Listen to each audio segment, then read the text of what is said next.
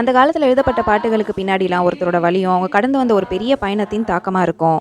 அப்படி உருவானது தான் இந்த பாட்டும், த அமேசிங் கிரேஸ். இந்த பாட்டு பேராச்சரியம் மீண்டேன் நான்னு தமிழ்லையும் டிரான்ஸ்லேட் பண்ணப்பட்டிருக்கு. இந்த பாட்டை எழுதினவர் ஜான் நியூட்டன்றவர் தான். இவரோட வாழ்க்கையில கிட்டத்தட்ட சிந்துபாத் கதையில வர அளவுக்கு சம்பவங்கள்லாம் நடந்திருக்கு. அதுலலாம் இருந்து இவர் தப்பிச்சு ஆண்டவர் ஏத்துக்கிட்டு அதுக்கப்புறம் இந்த பாட்டை உருவாக்கியிருக்காரு. இது எல்லாருக்குமே தெரிஞ்ச ஒரு பழைய இங்கிலீஷ் பாட்டா இருந்தாலும், ஒருவேளை இது வரைக்கும் நீங்க இந்த பாட்டை கேட்கலனா உங்களுக்காக ஏதோ ஃபர்ஸ்ட் 2 லைன் கேளுங்க.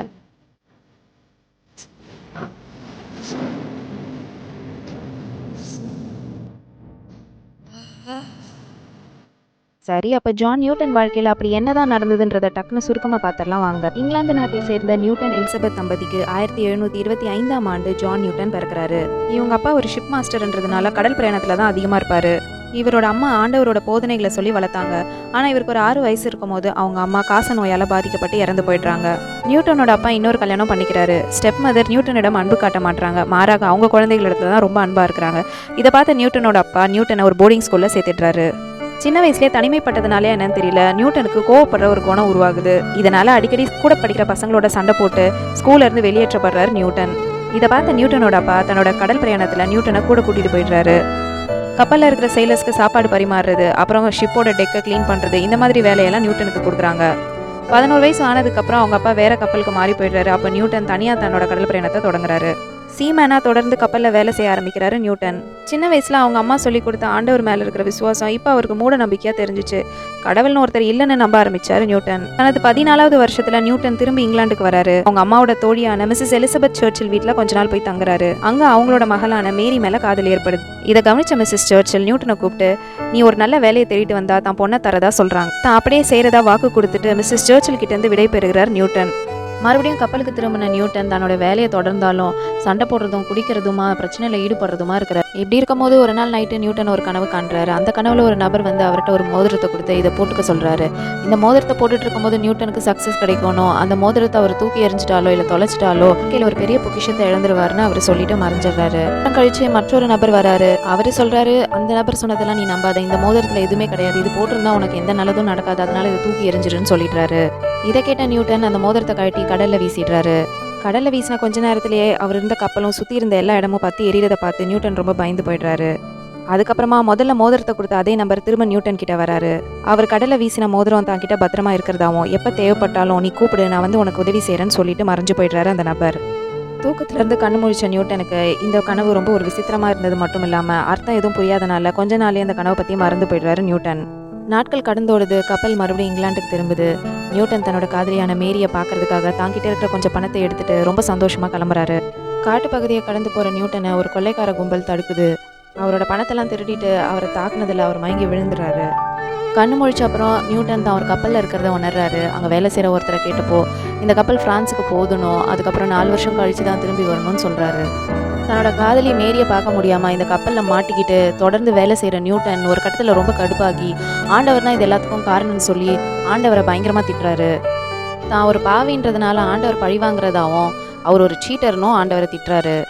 ஒரு கட்டத்தில் நியூட்டன் என்ன முடிவு பண்ணுறாருனா, நம்ம நல்லா உழைச்சி அடுத்த பொசிஷனுக்கு போனால் தான் இங்கேருந்து தப்பிச்சுக்க முடியுன்ற முடிவுக்கு வராரு. அதனால அவரோட ஆஃபீஸர்ஸ் கிட்டலாம் நல்ல பேர் வாங்குறதுக்காக நல்ல வேலை செஞ்சு அவர் ரொம்ப நல்ல ஒரு மாதிரி நடிக்கிறாரு. கொஞ்ச நாள்லயே நியூட்டன் தான் இருந்த சீமேன்ன்ற பதவியிலிருந்து மிட்ஷிப் மேன்ன்ற பதவிக்கு ப்ரொமோட் பண்ணுறாங்க. அவருக்கு கீழே கொஞ்சம் சீமேன்கள்லாம் கொடுத்து அவரோட பொறுப்பில் விடுறாங்க. கப்பலை பழுது பார்க்குற நேரம் வருது. கொஞ்ச நாள் வேலை இல்லாததுனால சீமேன்கள் எல்லாம் அந்த ஷிப்போட கேப்டன் நியூட்டனோட கையில் ஒப்படைக்கிறாரு. இது ஒரு பெரிய சான்ஸாக நினச்ச நியூட்டன் தான் கீழே இருந்த சீமேன்களெல்லாம் ஒரு இடத்துல விட்டுட்டு தன்னோட காதலியான மேரியை பார்க்கறதுக்கு புறப்படுறாரு. கப்பலோட ரிப்பேர் ஒர்க்லாம் முடிகிறதுக்குள்ளே திரும்ப வந்துடலாம்னு நினச்ச நியூட்டன் பாதி வழியிலேயே ஷிப்போட கேப்டனோட ஆளுங்களாம் வந்து மடக்கி பிடிச்சிடுறாங்க. ரூல்ஸை மீறின நியூட்டனை தன்னோட பதவியிலேருந்து கீழே இறக்கி மறுபடியும் ஒரு சீமேனாக மாற்றுறாங்க. அது இல்லாமல் 36 சவுக்கடிகள் கொடுக்கப்படுது நியூட்டனுக்கு. 7 நாள் எந்திரிக்க கூட முடியாமல் கிடக்கிறாரு நியூட்டன். வழக்கமாக இத்தனை சவுக்கடிகள்லாம் கிடைச்சா ஒருத்தர் இறந்துருவாங்க. ஆனால் நியூட்டன் எப்படியோ தாக்கு பிடிச்சி உயிர் பழிச்சிடுறாரு. அந்த காலத்தில் அடிமை வர்த்தகம், அதாவது ஸ்லேவ் ட்ரேட் ரொம்ப ஃபேமஸாக இருந்தது. இந்த மாதிரி அடிமைகள் எல்லாம் கப்பலில் தான் கொண்டு வரப்பட்டு விற்கப்பட்டாங்க. இப்படி இருக்கும்போது நியூட்டன் பிரயாணித்த கப்பலை ஒரு ஸ்லேவ் ஷிப் கடந்து வருது. பலவீனமான செயலர்ஸ் எல்லாம் வித்துட்டு பலமுள்ள செயலர்ஸை வாங்குறதா அந்த ஷிப் கேப்டன் முடிவு பண்ணாரு. நியூட்டனை அதனால அந்த ஸ்லேவ் ஷிப்க்கு வித்துட்டு வேற ஆட்களை வாங்கிக்கிட்டாரு. இப்போ நியூட்டன் இந்த ஸ்லேவ் ஷிப்பில் ஒரு அடிமையாக வேலை செஞ்சார். ஒரு பக்கம் சரியாக சாப்பாடு இருக்காது, இன்னொரு பக்கம் தன் காதலியை விட்டு வந்த துயரம், இந்த கடல் பிரயாணம் அவரோட மனசை ரொம்ப வாட்டுச்சு. 18 மாதங்களுக்கு அப்புறம் ஒரு வழியாக இந்த கப்பல் ஆப்பிரிக்கா கண்டத்தில் உள்ள மதீரா அப்படின்ற இடத்துக்கு வருது. ஷிப் கேப்டன் நியூட்டனை நல்ல வேலைக்காக ஆப்பிரிக்கா கண்டத்தில் இருக்கிற இன்னொரு ஸ்லேவ் ட்ரேடருக்கு வித்துறாரு. பிளான்டைன் ஐலாண்ட்ஸ்ன்ற பகுதிக்கு எடுத்துகிட்டு போகப்பட்ட நியூட்டன் அங்கே இருக்கிற ட்ரைபல் தலைவர்கிட்ட வித்துறாங்க. அவரோட மனைவியான ஆப்பிரிக்கன் லேடிக்கு அடிமையாக வேலை செய்கிறார் நியூட்டன்.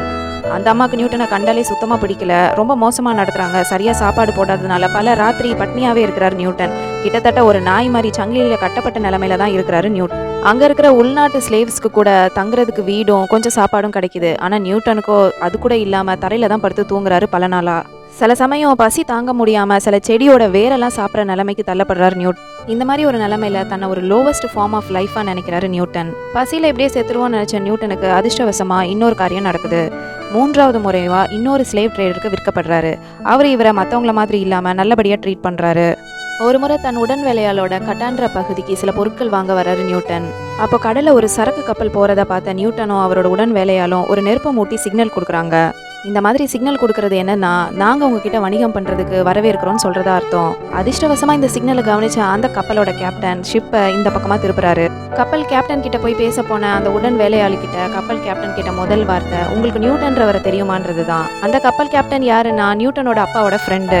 அவர் நியூட்டன் கிட்ட என்ன சொல்றாருன்னா, உன்னோட அப்பா என்னை ஆப்பிரிக்கா கோஸ்ட்ல எங்கேயாவது பார்த்தா என் பையனை கூட்டிட்டு வான்னு சொல்லி அனுப்புனதா சொல்றாரு. அதிர்ஷ்டவசமா நீங்க காமிச்ச சிக்னல்னால நான் இங்க உன்னை மீட் பண்ண வேண்டியதா இருக்கு அப்படின்னு சொல்றாரு. ஆப்பிரிக்காலேயே தன்னோட வாழ்க்கை முடிஞ்சிடும் நினைச்ச நியூட்டன் இப்போ இங்கிலாந்துக்கு மறுபடியும் பிரயாணம் பண்ண தொடங்குறாரு. மாசங்களா பிரயாணம் பண்ண வேண்டிய இருந்த நியூட்டனுக்கு நிறைய ஃப்ரீ டைம் கப்பலில் கிடைச்சிது.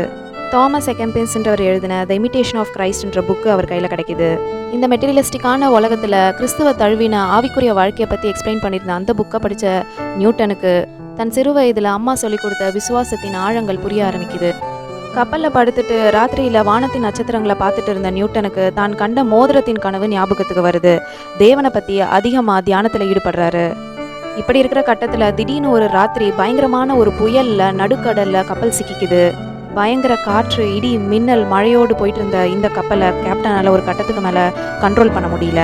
கப்பலில் இருக்கிற எல்லாருமே கண்டிப்பாக நம்ம செத்துருவோன்ற முடிவுக்கு வந்துட்டாங்க. இப்படிப்பட்ட சூழ்நிலையில் திடீர்னு நியூட்டனுக்கு ஆண்டவரை நோக்கி கூப்பிடணுன்ற எண்ணம் தோணுது. அந்த பெரும் மழை காற்றுல கப்பலுக்கு நடுவில் நின்ன நியூட்டன் வானத்தை பார்த்து ஆண்டவரே எங்களை காப்பாற்றோன்னு கதறாரு. அவர் கதறின கொஞ்ச நேரத்திலேயே அப்படியே அந்த காற்று மழை எல்லாம் அடங்கி போயிடுது. கப்பல்ல இருந்த எல்லாரும் பயங்கரமா ஆச்சரியப்பட்டாங்க. இந்த பிரபஞ்சத்தை படைச்ச கடவுளை நேரில் சந்திச்ச அனுபவம் நியூட்டனுக்கு உண்டாகுது. கடவுள்னு ஒருத்தர் இருக்கிறாரு, அவர் உயிரோடு தான் இருக்கிறாரு, நான் பேசுறத அவர் கேட்கிறாரு அப்படின்ற உண்மை அவரோட மனசின் ஆழத்தை தொட்டுச்சு. இங்கிலாந்துக்கு திரும்பின நியூட்டன் மேரியா மணக்கிறாரு. மணந்தப்புறம் ஹீப்ரூ, லாட்டின் போன்ற பல மொழிகளை கற்கிறாரு. பைபிள் அதிகமாக வாசிச்சு ஆண்டவரோட ஜபத்துல அவரோட உறவு பலப்படுது. அவரோட அப்பாவோட நண்பர் அவரோட கப்பலை நியூட்டனுக்கே கொடுத்துட்றாரு. நியூட்டன் இப்போ ஒரு கப்பலோட கேப்டனா மாறிடுறாரு. ஆனால் கொஞ்ச நாளே அவருக்கு ஒரு ஸ்ட்ரோக் ஏற்படுது. இதனால கப்பலோட கேப்டன் அவரோட பணியை தொடர முடியாத போகுது. அதனால இந்த கப்பலை கேப்டன் போட்டர்ன்றவருக்கு வித்துடுறாரு நியூட்டன். கஸ்டம்ஸ் ஆஃபீஸராக தன்னோட வேலையை தொடர்றாரு நியூட்டன். இங்கிலாண்டோட போர்ட்டுக்கு வர கப்பலெல்லாம் இன்ஸ்பெக்ஷன் பண்ணுற வேலையில் இறங்குறாரு. ஆனால் இந்த ஸ்லேவரின்றதை திரும்ப திரும்ப பார்த்து தன்னோட மனசில் ரொம்ப ஆழமாக காயப்படுறாரு நியூட்டன். ஊழியத்துக்கு ஆண்டவர் அவர் அழைச்சப்புறம் வேலையை விட்டுட்டு முழு நேர ஊழியத்தில் ஈடுபடுற நியூட்டன் வல்லமையாக ஆண்டவரை பற்றி பிரசங்கம் பண்ணுறாரு. அவரோட பிரசங்கங்களில் அடிமைதனத்தை வல்லமையாக கண்டிக்கிறாரு. கிறிஸ்துவின் அன்பில் அடிமைதனம் இல்லைன்றத ரொம்ப ஆழமாக பதியிடுறாரு. இவரோட பிரசங்கங்கள்லாம் ரொம்ப பிரபலமானதுக்கு அப்புறம் பணக்காரர் மத்தியில் பிரசங்கிக்க ஆரம்பிக்கிறாரு. இந்த பணக்காரங்கள்லாம் கிறிஸ்தவங்களா இருந்தா கூட இந்த ஸ்லேவரி ட்ரேட்ல ரொம்ப லாபம் கண்டவங்களா இருக்கிறாங்க. ஆனா அதுக்கெல்லாம் பயப்படாம நியூட்டன் வல்லமையா பிரசங்கம் பண்றாரு அடிமைதனத்தை எதிர்த்து. இங்கிலாந்து முழுவதும் இவரோட பிரசங்கம் ஒலிக்கிறது. இதை கேட்ட இவரோட நண்பரின் உறவினரான வில்லியம் வில்பர் ஃபோர்ஸ் இன்ஸ்பயர் ஆகிறாரு. பிரிட்டிஷ் பார்லிமெண்ட்ல மெம்பரான இவர் அங்கேயும் இவரோட குரலை உயர்த்துறாரு.